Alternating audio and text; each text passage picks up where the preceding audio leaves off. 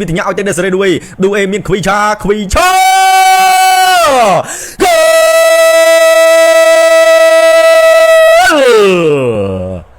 ខ្វីឆាខ្វារ៉ាស្កាលី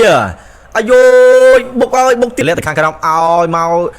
ចនមកគិនលើតែមកក្បោគោ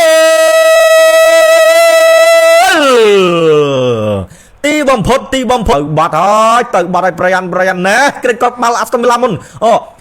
ចនមកគិនអាយជួយបានពីសាហ្វាណូល្អណាស់ដល់ទៀតតោះបងប្អូនយើងទៅមើលជំរឿន11អ្នកដំបងរបស់បាទក្រុមកីឡាកងទីសិនខាង PSG គេបញ្ចេញមកមុន PSG គេដាក់អ្នកចាំទីសាហ្វាណូខ្សែការពីអច្ឆរិយហេគីមីមានម៉ាគីញ៉ូប្រធានក្រុមមានវីលៀមប៉ាឆូជាមួយនឹងនូណូមេនដេសនៅស្លាប់ខាងឆ្វេងបម្រើ3រូបមានវិទ្យានៅកណ្ដាលចៅនេវេសបើស្លាប់ខាងឆ្វេងជាមួយនឹង Zeri Emery នៅស្លាប់ខាងស្ដាំប្រយុទ្ធ3រូបនៅខាងលើ Kvicha Kvaratskhelia មាន Desiree Doué នៅកណ្ដាលជាមួយនឹង Akelios បាទទិញមកពី Monaco ប្រព័ន្ធលេងរបស់ PSG ប្រើ4-3-3ងាយបាទដឹកនាំដោយអ្នកចាត់ការទូទៅលោក Luis Enrique បាទយើងក្រឡេកទៅមើលជំរឿន11អ្នកដំបងរបស់ Aston Villa ដូចមិនសូវពេញសាច់ទេបងប្អូនយើងតោះទៅមើលទីសិនមាន Marcos Bisot បើខ្សែការពី Lan Matzen បាទ Paul Torres Victor Lindelof ជាមួយនឹង Matic បម្រើការពី Boubacar Kamara មាន Joao Gomez មានប្រធានក្រុម John McGinn មាន George Hemming ជាមួយនឹង Emiliano Buendia ប្រយុទ្ធមករូបនៅខាងលើ Brian Macho ប្រព័ន្ធលេងរបស់ Aston Villa គាត់ប្រើ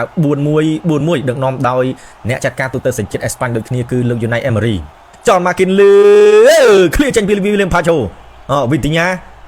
អាជាស្រ័យមិនវិទ្យាទេមិនពីខាងក្រោយសិនដៀងមែនទេវិទ្យា Akelios ពាក់លេខ11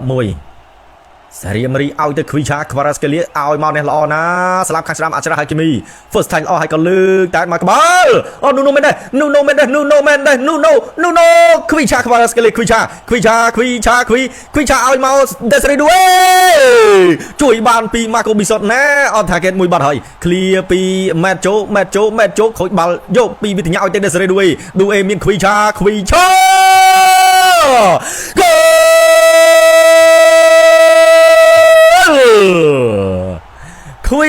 Kvaratskhelia អាយបុកឲ្យបុកទៀតទម្រាំមានក្របបាល់មកប្រមាណនាទីចុងក្រោយនេះបុកតតែធ្លីរបស់គាត់មែនណាបើ PSG មិនចំណាយទេក្រុមដែលបើឈ្នះ Champions League មានក្របបាល់មុនបើទៅលើក្រុមដែលឈ្នះ Europa League កម្រិតទី1និងកម្រិតទី2រកបានដោយលេខ7 Kvicha Kvaratskhelia បាត់ដាច់ចកេះផឹងតែម្ដងមកពូនេះ Desiree Doué ឲ្យទៅ Kvicha បើគាត់ងាកប្រុងថានឹងទៅខាងឆ្វេងដៃរបស់គាត់មកបងប្អូនយើងដំបងអូខេបងប្អូនឲ្យក៏មកខាងនេះទេអាយបាទ Kvicha មិនបានទាញចកេះ Marcos Bisot អញ្ចឹងបាទកន្លែងនេះបើសិនជាគាត់អត់ហត់ចកេះណាអត់បាត់ចកេះទៅខាងឆ្វេងដៃរបស់គាត់ប្រហែលជាអាចប៉ះចុងដៃគាត់តិចតួចប៉ុន្តែបើបើជើងនេះចូលទីបានសម្រាប់បាត់ទៅហើយ1-0តោះបាទ Free Kick Achraf Hakimi ជាមួយនឹងវិទ្យាលេងជាមួយនឹង Nuno Mendes ខុសគោលដៅបានមួយជើងទៀតណាលេងជាមួយនឹង Kvicha Kvaratskhelia Kvichaទីអាយ Kvicha ល្អយ៉ាងនេះ Kvicha អាយទៅអត់បីលោកគ្រូមកលេងទៀត Boubacar Kamara ឲ្យទៅស្លាប់ខាងស្ដាំបាល់ចេញទៅខាងក្រៅខ្លាចធ្វើຕົកសុខភាពអាយទៅទៀតបាត់ហើយ Nuno Mendes កាត់ហើយ Nuno អាយ3អ្នកផុតទាំងអស់បងប្អូនយើងហើយ Desiree Doué លើកហើយក៏ឃ្លៀចេញខ្សែការពារមកដល់ប្រធានក្រុម John McGinn ស្រួលទៅស្លាប់ខាងឆ្វេងទៅទៀតដល់ Joao Gomez បង្វិលខ្លួនតិច Gomez ខូចបាល់អាញាកដាលពីនៃ Zeri Emery លេងភ្លាមតែម្ដងចោះឡើងទៅខាងលើ Brian Macho ឲ្យទៅប្រធានក្រុម John McGinn លើកអូយអាបងអូនអើយ17ឆ្នាំមកបងប្អូនយើងឲ្យនេះឲ្យពីប្រធានក្រុមស្អាតពេកប៉ុន្តែគាត់តែអត់ត្រូវគោលដៅBrian Macho អើយមិនចឹងចូល17ឆ្នាំពេញកម្លាំងហើយប៉ុន្តែមៀតល្អបងប្អូនយើងមៀតល្អណាស់មៀតខ្ញុំថាចេញអាយ៉ាបាទឱកាសរបស់ក្រុម Aston Villa ទម្លាក់ទៅខាងក្រោម Brian Macho អាយអាបងអូននេះសាហាវរបស់គេតើបងប្អូនតិចទៀតអាចនឹងល្អណាបាទទេសនាម្ដងទៀតអត់មាន offside ទេនេះទៅឲ្យខ្សែបំរើ Hemming ទៅឲ្យ George Hemming ទម្លាក់ទៅខាងក្រៅវិញឲ្យទៅ Brian Macho អា អាយូបាក់កោងចេញចុះមិនផ្ទះកោងបញ្ចូលមកបងប្អូនណា317ឆ្នាំតែមើលមៀតនោះមៀតដល់ហើយបងប្អូនយើងជើងឯក Champions League ជាមួយនឹងម្ចាស់ជើងឯក Europa League John Markin អូ John Markin អាយ៉ានៅសល់ Brian អាយូ John Emiliano Buendia ទេអធិស្ឋានបងប្អូន Markin អាយូ Markin ល្អណាស់ Markin តិចកន្លែងហ្នឹងហើយអាយូអបងប្អូនអញ2ដងហ្នឹងណា Brian Metcho បងប្អូនយើងសម្គាល់គាត់ចុះរដូវកាលនេះអាចនឹងបញ្ចេញគ្រាប់បាល់ជាមួយគេជាមួយឯណា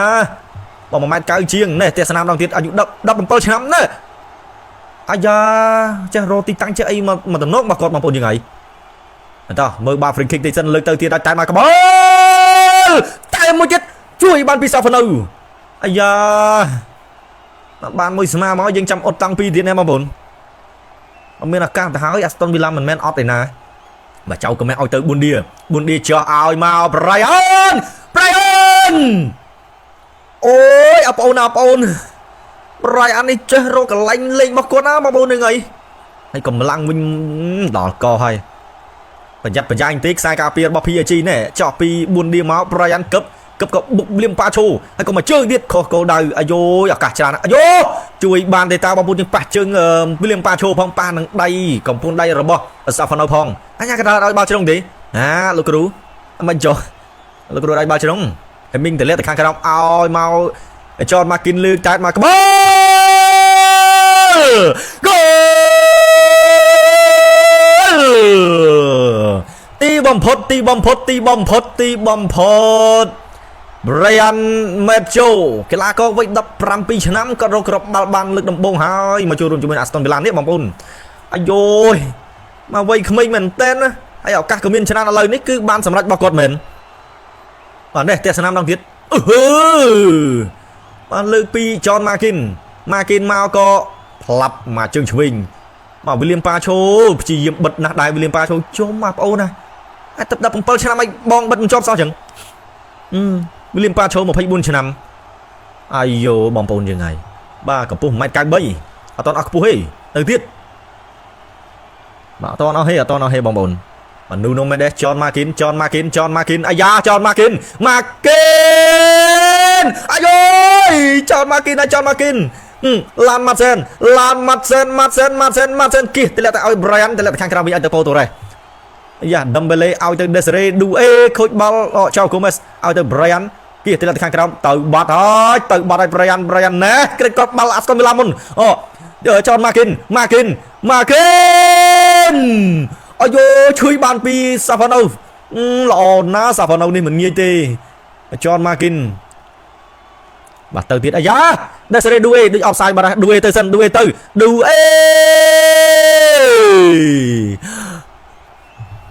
ប្រងស្រែកឯណាបាទដូចជា offside មែនបាទទេសនាម្ដងទៀតបងប្អូនAchraf Hakimi ឲ្យទៅ Ousmane Dembélé អូយជួយអាយ៉ាដូចជាទេឆែក VR សិនឯគ្រូអាយ៉ាបាទបាល់មិញឃើញថា Desiree Doué គាត់ចេញទៅចំហខ្លួនគាត់ទៅមុនប៉ុន្តែជើងកីឡាកររបស់ Aston Villa ណោះបាននៅខាងក្រោយទេតិចអត់ offside ទៅអូឲ្យហើយខ្ញុំអត់ហ៊ាននឹងស្រែកផងបងប្អូនយើងហើយបាន no offside Desiree Doué 2-1 ចូលរបស់យើងហើយបងប្អូនណាបាទ2-1អត់ offside ទេគ្នាយើងអត់ offside ទេបាទមុននឹងខ្ញុំអត់ហ៊ានស្រែកខ្ញុំឃើញអញ្ញាកណ្ដាលលើកតុងដល់ពេលមើលរូបភាពយឺតៗបាទដឹងថាមានកីឡាកររបស់ Aston Villa ម្នាក់អូយអត់ offside ត្រូវរបស់គេហើយណែDesiree Doué ផ្លាប់ចូលហើយបងប្អូនចូលហើយណែover ទឹកលុយតិចប៉ុន្តែឱកាសឆ្នះច្រើនបាទទៅវិញហើយ Aston Villa ជួយបានពី Savano Lan Madsen ទៅទុកបាល់ឲ្យឆ្ងាយខ្លួនម្លឹង Desiree Doué